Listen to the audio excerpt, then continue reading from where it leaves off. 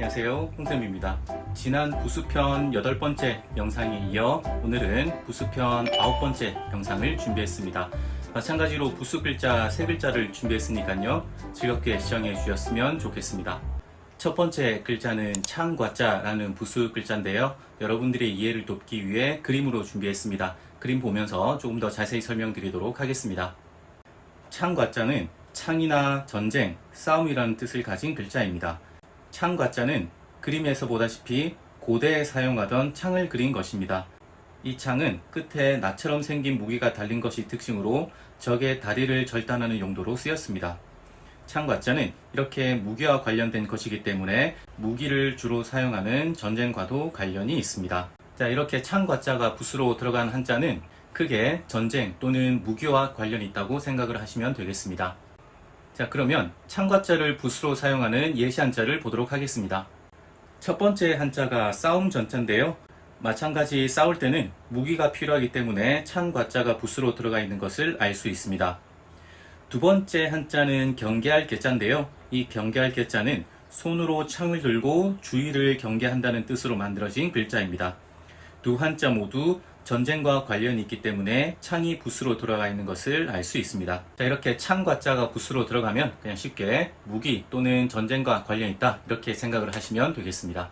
두 번째 부수 한자는 여자여자라는 글자인데요, 마찬가지로 그림으로 준비를 했으니까 그림 보면서 조금 더 자세히 설명드리도록 하겠습니다. 여자여자는 그림에서도 잘 알 수 있듯이 무릎을 꿇고 단아하게 손을 모으고 있는 여자가 그려져 있는 것을 알 수 있습니다.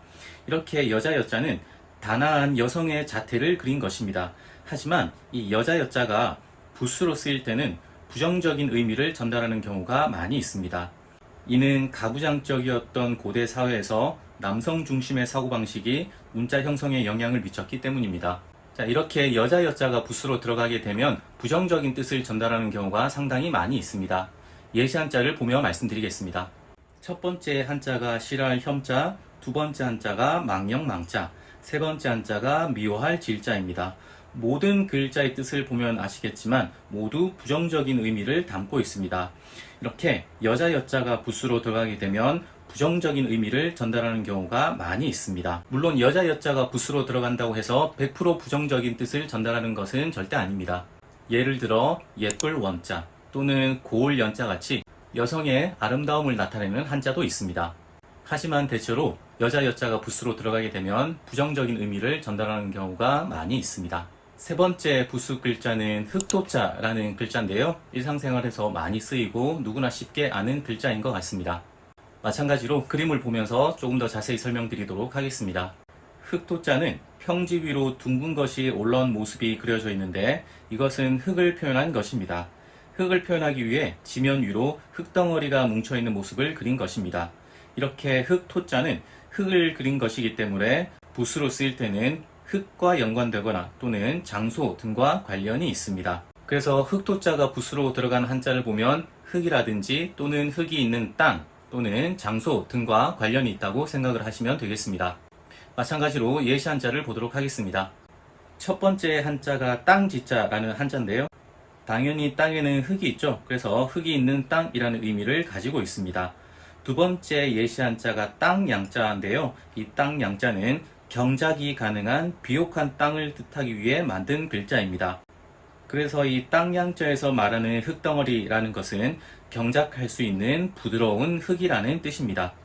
이렇듯 두 한자 모두 흙이 있는 땅을 나타내는 한자이기 때문에 흙이 붓으로 들어가 있는 것을 알 수 있습니다. 이렇듯 두 한자 모두 흙이 있는 땅을 나타내기 때문에 두 한자 모두 흙이 붓으로 들어가 있는 것을 알 수 있습니다. 다시 한번 정리해드리면 창과자가 붓으로 들어가 있는 한자는 전체적으로 무기 또는 전쟁과 관련 있는 경우가 많이 있고요. 두 번째 부수 한자인 여자여자가 붓으로 들어간 한자는 대체적으로 부정적인 의미를 전달하는 경우가 많이 있습니다. 마지막으로 흑토자가 붓으로 들어가게 되면 흙이라든지 또는 땅 또는 장소 등과 관련 있는 경우가 많이 있습니다. 이렇게 세 부수 한자를 설명드렸는데요, 여러분들 한자 공부하는데 조금이나마 도움이 되었으면 좋겠습니다. 이번 영상은 이것으로 마치고요, 다음에 더 즐거운 영상으로 찾아뵙겠습니다. 감사합니다. 안녕하세요, 홍쌤입니다. 지난 부수편 9번째 영상에 이어서 오늘 부수편 10번째 영상을 준비했습니다. 마찬가지로 부수 글자 3글자를 준비했으니까요, 여러분들 한자 공부하는데 많은 도움이 되셨으면 좋겠습니다. 그럼 시작하겠습니다. 첫 번째 한자는 개견자라는 한자인데요, 우리에게 친숙한 동물인 개를 표현한 한자입니다. 이 개견자가 부수로 쓰이면서 다른 한자랑 만날 때는 모양이 바뀌는데요, 그 명칭을 개사슴록편이라고도 합니다. 그림을 보면서 조금 더 자세히 설명드리도록 하겠습니다. 이 개견자는 꼬리를 추어 올린 개가 그려져 있는 것을 알 수 있습니다. 이렇게 개견자는 단독으로 쓰일 때는 개라는 뜻이지만 부수로 쓰일 때는 괄호안의 모양으로 바뀌기도 하며 주로 개보다는 더 넓은 의미인 짐승과 관련이 있는 경우가 많이 있습니다. 자, 이렇게 개견자가 부수로 들어가게 되면 그냥 쉽게 짐승과 관련이 있다고 생각을 하시면 되겠습니다. 예시 한자 보면서 조금 더 자세히 설명드리도록 하겠습니다. 왼쪽 한자는 고양이, 오른쪽 한자는 여우라는 뜻을 가진 한자입니다. 우리가 흔히 꼬리 9개 달린 여우를 구미호라고 하는데요, 그때 쓰는 한자가 바로 이 여우호자가 되겠습니다. 두 한자 모두 짐승과 관련이 있기 때문에 개견자가 부수로 들어가 있는 것을 알 수 있습니다. 이렇게 개견자가 부수로 들어가게 되면 크게는 짐승 또는 짐승의 특징, 성격 등과 관련이 있다고 생각하시면 되겠습니다. 두 번째 부수 한자는 몽둥이 숫자라는 한자인데요, 마찬가지로 그림을 보면서 조금 더 자세히 설명드리도록 하겠습니다. 이 몽둥이 숫자는 끝이 둥근 몽둥이를 들고 있는 모습을 그린 것으로 손에 몽둥이를 들고 있는 모습을 그린 것이기 때문에 부수로 쓰일 때는 치거나 또는 때리는 것과 관련 있는 경우가 많이 있습니다. 자, 이렇게 몽둥이 숫자가 부수로 들어가게 되면 그냥 쉽게 치는 거라든지 또는 때리는 것과 관련이 있다고 생각하시면 되겠습니다. 다음으로 예시 한자 보도록 하겠습니다.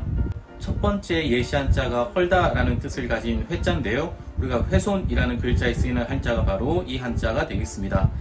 이 회자는 절구 또는 그릇과 오른쪽에 몽둥이를 들고 있는 모습을 그린 것으로 절구 또는 그릇을 깨부수는 모습에서 헐다라는 뜻이 나오게 되었습니다.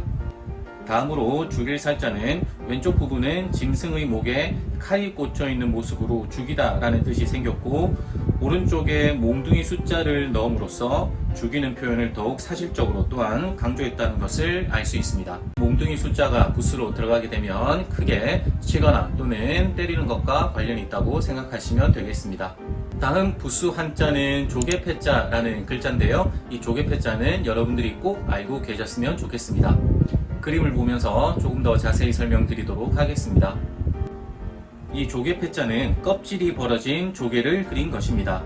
옛날에는 조개를 화폐 대용으로 사용을 했기 때문에 이 조개패자가 들어가게 되면 재물이나 또는 화폐와 관련된 뜻을 갖게 되었습니다. 조개는 접하기가 매우 어려웠기 때문에 화폐로서의 가치를 인정받았던 것입니다. 그래서 쉽게 조개패자가 부수로 들어갈 때는 조개보다는 화폐나 재물과 관련 있다고 생각하시면 되겠습니다. 다음으로 예시 한자 두 글자 보도록 하겠습니다. 첫 번째 한자가 보배보자라는 한자인데요, 제일 밑부분에 예전에 배웠던 집과 관련된 한자가 들어가 있는 것을 알 수 있습니다. 그래서 이 보배보자는 집안에 재물이 가득한 모습으로 보배, 보물 또는 진귀하다라는 뜻을 가지게 되었습니다. 즉 재물과 관련 있는 것을 알 수 있습니다. 다음으로 재물제자 또한 조개패자가 부수로 들어가 있어 앞에서 말씀드렸던 뜻이 그대로 들어가 있는 것을 알 수 있습니다. 자, 이렇게 쉽게 조개패자가 부수로 들어가게 되면 재물 또는 재산, 보물, 보배 또는 진귀하다, 이 정도로 생각하시면 되겠습니다. 자, 지금까지 개견, 몽둥이수, 조개패자에 대해서 알아보았는데요, 오늘 말씀드린 내용 잘 기억하셔서 여러분들 한자 공부하는데 많은 도움이 되었으면 좋겠습니다.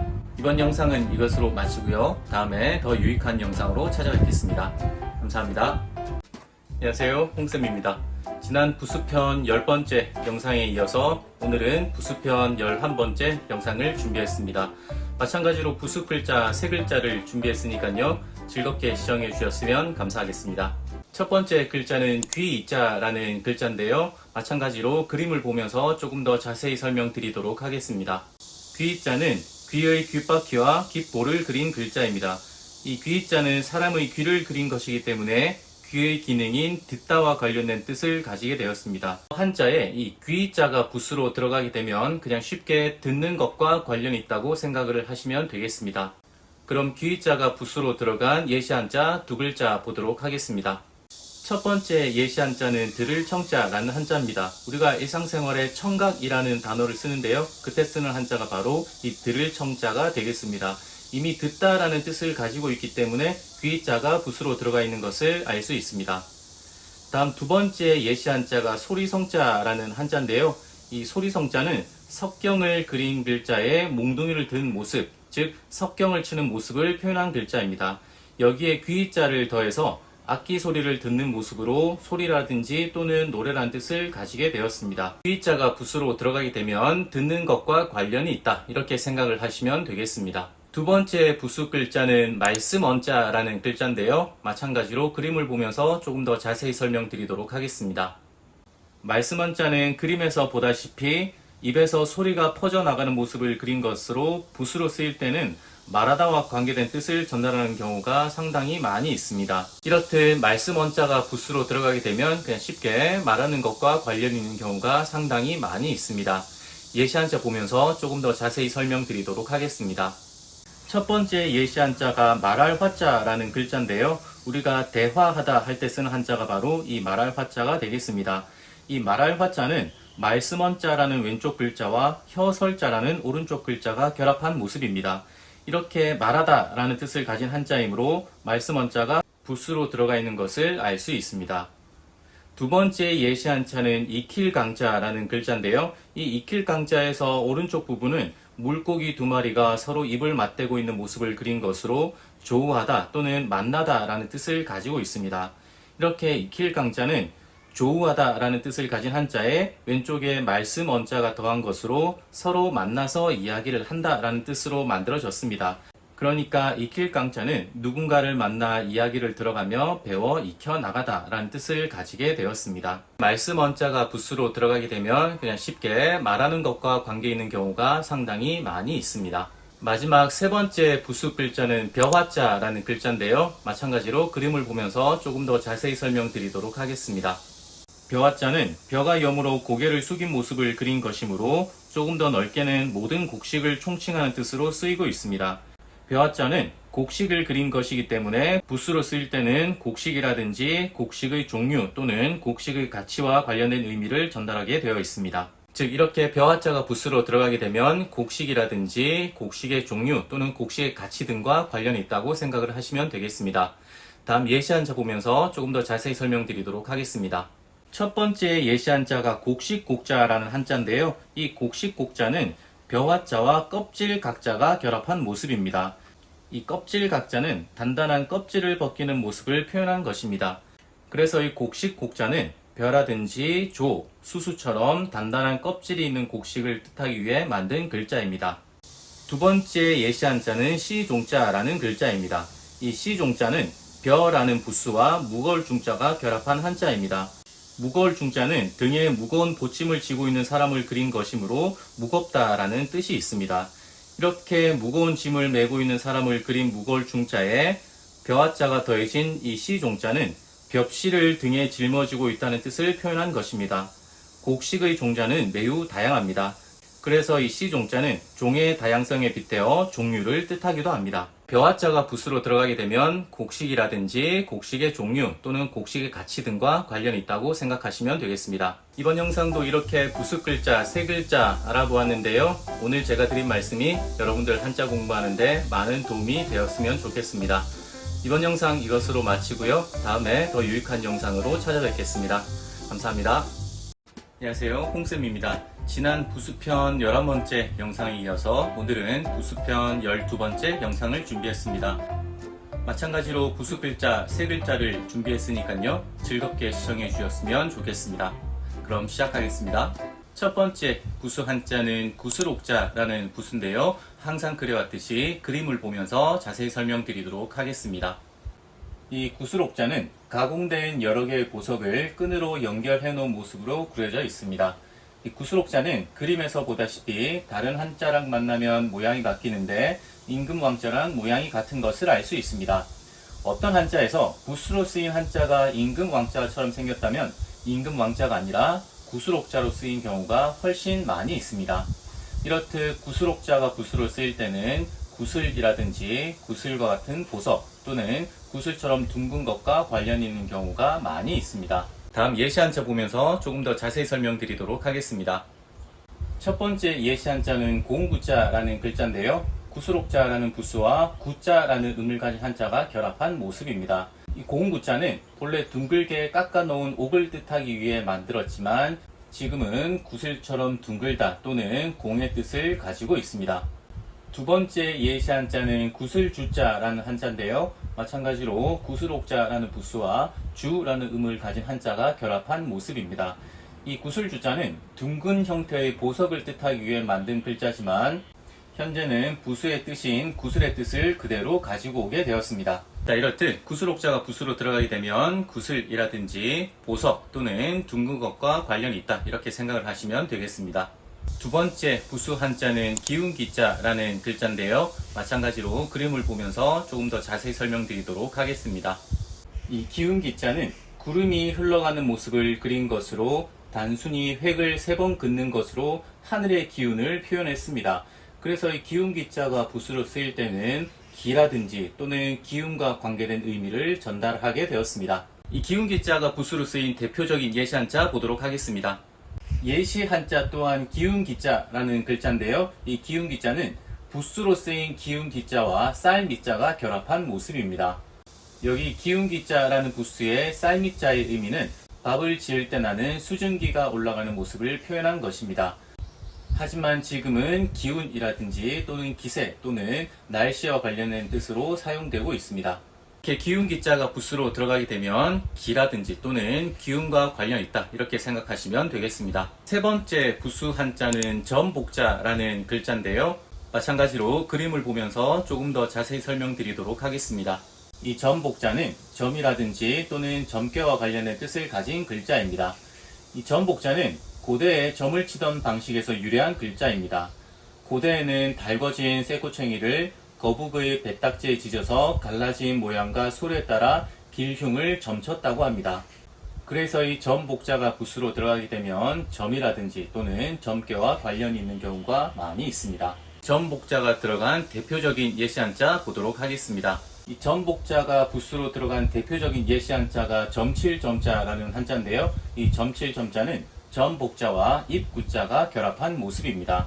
부수로 쓰인 점복자가 단순히 점괘를 뜻하는 것이라면 여기에 입구자가 더해진 점칠점자는 주문을 외우거나 점괘를 말하는 모습을 표현한 것입니다. 그래서 이 점칠점자는 점치는 주문을 외운다 라는 의미에서 점을 치다 라는 뜻을 가지게 되었습니다. 이렇게 점복자가 부수로 들어가게 되면 점이라든지 또는 점괘와 관련 있는 것을 알 수 있습니다. 자, 지금까지 구수로 기운기, 점복자라는 부수 한자에 대해 알아보았는데요. 오늘 영상이 여러분들 한자 공부하는데 많은 도움이 되었으면 좋겠습니다. 이번 영상은 이것으로 마치고요. 다음에 더 유익한 영상으로 찾아뵙겠습니다. 감사합니다.